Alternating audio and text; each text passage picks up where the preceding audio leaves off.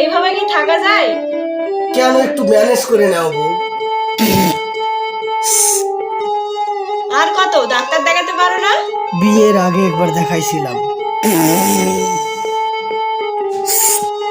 Doctor কি বলছে?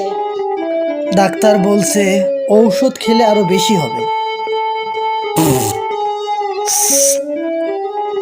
কিন্তু মূলা খাইতে নিষেধ করছিল। আমি ভুল করে মূলা খাইয়ে ফেলছিলাম, যার কারণে এত বেশি। এত সহ্য করা যায়? উফ, আমার বমি আসতেছে। শোনো, আমার ক্ষুধা লাগছে, ক্ষুধা লাগলে খুব বেশি হয়, কিছু খাইতে দাও। পারবো না।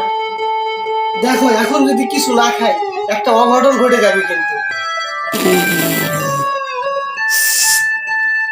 যাক, আজ কি অঘটন ঘটে এটাই দেখতে চাই।